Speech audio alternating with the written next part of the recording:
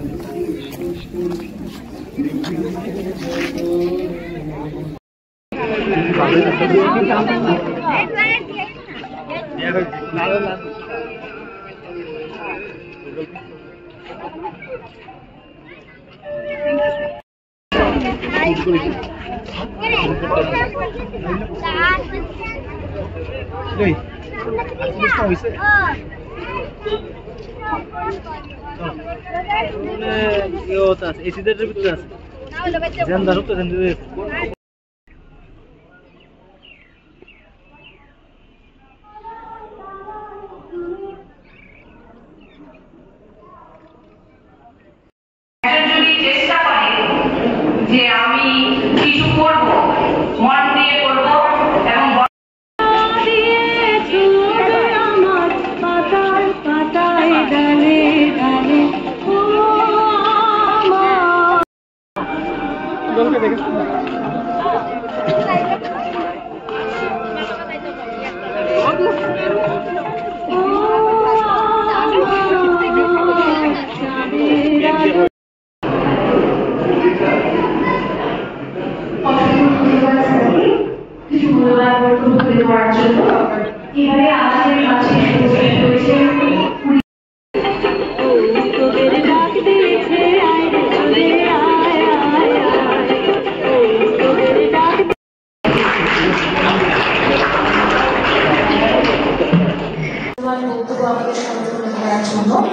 এবারে অনুরোধ করবো ই-হাট সম্পর্কে মূল্যবান বক্তব্য আমাদের সামনে তুলে ধরার জন্য।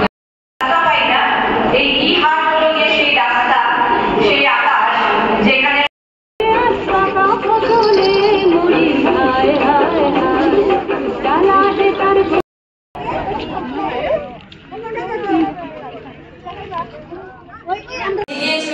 এবং আকাশে ওড়ার ইচ্ছা সবারই করে, হয়তো আমরা রাস্তা পাই না। এই ই-হাট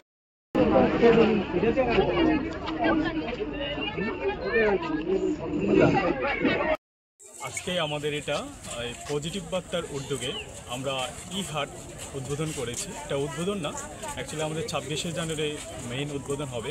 আজকে থেকে আমরা এটা সূচনা করেছি। তো এটা সূচনা করার উদ্দেশ্য হচ্ছে, আমরা সবাই জানি ভারতবর্ষ যদি উন্নত হয় গ্রাম থেকে শুরু করতে হবে। তো আজকে গ্রামের বিভিন্ন মানুষরা যারা নিজের হস্তশিল্প, বিভিন্ন ধরনের শিল্প তারা তৈরি করছেন, কিন্তু বিশ্ববাজারে এটা প্রচার হচ্ছে না, আমরা সবাই জানি ব্যাপারটা। তো আমাদের এই পজিটিভ বার্তার উদ্যোগে আমরা এই উদ্যোক্তাটা নিয়েছি যে আমাদের গ্রামের যে মহিলারা আছে, গ্রামের পুরুষরা আছে, যারা কারিগর আছে, যারা শিল্প আছে, যাদের হস্তকলা আছে, এইগুলি আমরা বিশ্ববাজারে তুলে ধরা। এই তুলে ধরার মাধ্যমে আমরা তাদেরকে নট অনলি তুলে ধরবো বা তুলে কীভাবে ধরবো, এটা হচ্ছে একটা সম্পূর্ণ আজকে বর্তমান যুগ ডিজিটালের যুগ, আমরা সবাই জানি। তো এই যুগে দাঁড়িয়ে আমরা যদি ভাবি যে আমার এখান থেকে বিশ্ববাজারে প্রচার করব, এটা সম্ভব না। যেটা আজকের থেকে 20 শতকে অথবা 20 শতাব্দীতে যেটা ছিল, আজকে 21 শতাব্দীতে আমরা ডিজিটাল প্ল্যাটফর্মে দাঁড়িয়েছি। যেটা আজকে এখানে যেটা আমরা করতে পারছি, এই ডিজিটাল প্ল্যাটফর্মকে ব্যবহার করে আমরা এই পজিটিভ বার্তা উদ্যোগের মাধ্যমে আমরা এই ক্ষুদে শিল্পীদেরকে, এই ক্ষুদে কারিগরদেরকে আমরা একটা ইনিশিয়েটিভ নিয়েছি যে তাদের যে আর্থিক যেই সমস্যাটা, আজকে বিশ্ববাজারে ফাইন্যান্সিয়াল যে একটা ক্রাইসিস আছে, এই ক্রাইসিসটাকে আমরা কিছুটা যদি সাহায্য করতে পারি আমাদের এই প্রচেষ্টার মাধ্যমে, তাহলে আমরা এটা ভাববো যে আমরা সমাজে কিছু একটা করছি। কারণ আমরা সমাজ সকলের তরে সকলে আমরা, প্রত্যেকে আমরা পরের তরে। আমাদের নৈতিক দায়িত্ব যে সোসাইটিকে ডেভেলপ করা, এবং সোসাইটিকে যদি আমরা ডেভেলপ করতে চাই তাহলে এই ছোট্ট ছোট্ট শিল্পকে আমরা বিশ্ববাজারে তুলে ধরতে হবে। আজকে এই ক্ষুদ্র ত্রিপুরা, আজকে হয়তো আমাদের এই যে এত মেধাবী আছে, আমাদের বেম্বু শিল্প আছে, আমাদের এই কাঁথা টিচিং শিল্প আছে, আমাদের এই ছোট্ট ছোট গ্রামের যে মহিলারা আছে, তারা বিভিন্ন ধরনের খাবার জিনিস বানায়, বিভিন্ন ধরনের হাতের জিনিস বানায়, এইগুলি আমরা কিভাবে তুলে ধরবো? তো এই জিনিসগুলি আমরা আজকে এই ছোট্ট উদ্বোধনের মাধ্যমে, আমি বলবো এটা ছোট্ট উদ্বোধন না, এটা একটা বিশাল একটা আয়োজন করা হয়েছে। এই ছোট্ট উদ্বোধনের মাধ্যমে আপনারা যে এসেছেন, এটা আমরা গর্বিত। আজকে আপনারা কেন এসেছেন বা আমি কেনই বা এখানে দাঁড়িয়েছি? আমরা সবাই ঘুম থেকে উঠে রাত্র অবধি একটাই চিন্তা করি, আমাদের সমাজ কীভাবে ডেভেলপ হবে। তো সমাজের ডেভেলপমেন্টের যে ক্ষুদ্র একটা অংশ, ছোট্ট জায়গাতেই থেকে শুরু করতে হয়। কারণ লিটল ড্রপস অফ ওয়াটারে ভাস্ট ওশেন, মানে ছোট্ট ছোট্ট জলবিন্দুতে একটা বিশাল সাগরের পরিণত হয়। ঠিক আজকে এই ছোট্ট সূচনা হয়েছে। হয়তো ত্রিপুরাতে বহু বছর আগে থেকে বহু মানুষ সূচনা করেছে, কিন্তু পৌঁছাতে পারেনি। কেন পৌঁছাতে পারেনি? এটার পিছনে কি রিজন আছে? Reason is that communication gap. কমিউনিকেশনটা আমরা ঠিকভাবে পৌঁছাতে পারছি না।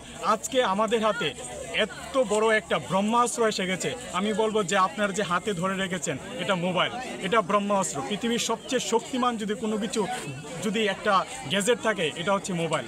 আজকে মোবাইলের মাধ্যমে আজকে আমরা পৃথিবীর যে কোনো প্রান্তে যে কোনো ঘটনাকে বিশ্ববাজারে উইদিন ফিউ সেকেন্ডের মধ্যে তুলে ধরতে পারি। তো এটাই আমাদের যে মাটির থেকে শুরু করে যে আমাদের মাউস অবধি, আমরা মাউসটাকে ধরি, এই যে মানে লোকাল থেকে গ্লোবাল অবধি কীভাবে নিয়ে যাব এবং কিভাবে তাদের আর্থিক সংকট থেকে আমরা উন্মোচন করব, এই প্রত্যেকে আমরা চিন্তা করি।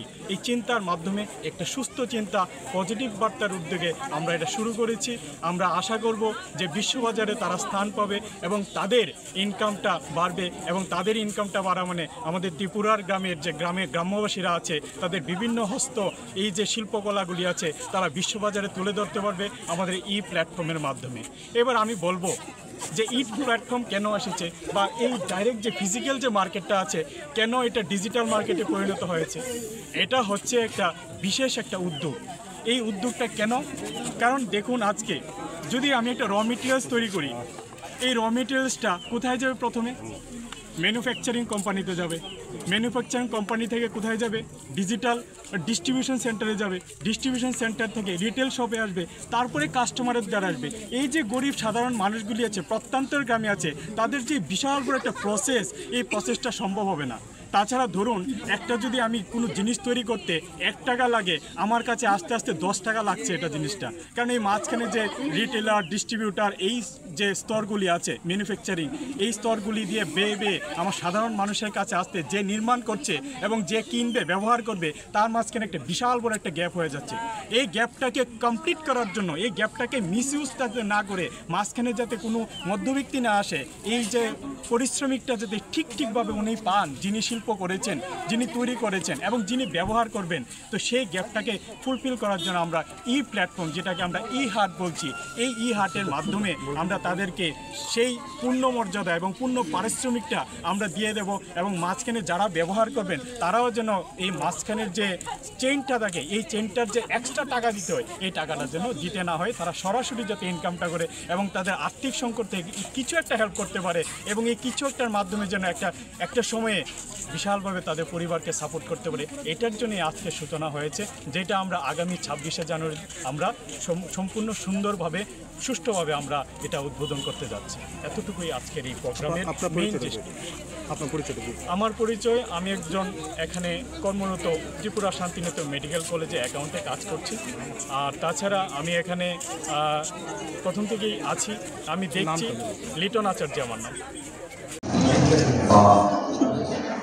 সমাজসেবক নই, সমাজের বিভিন্ন সেবায় অংশগ্রহণ করাকে যদি সমাজসেবক হয়ে যায় তাহলে এটা বিপজ্জনক হতে পারে। তাহলে আমি বলছি যে আমি সমাজসেবক নই, আমি সংবাদ মাধ্যমের সঙ্গে যুক্ত একজন কর্মী, যে প্রতিদিন মাঠে ঘাটে থেকে সংবাদ পরিবেশন করে গুরুত্বপূর্ণ বিষয়গুলি সমাজের কাছে তুলে ধরে। এখানে উপস্থিত রয়েছেন অনেক বিশিষ্টজন, তার থেকে আমার খুব ভালো লাগছে যে এমন একটি অনুষ্ঠানে এসে যেখানে যারা দিনরাত শ্রম আর মেধার বিনিময়ে সমাজের প্রত্যেকটি বিষয়কে, প্রত্যেকটি ঘটনাকে মানুষের সম্মুখে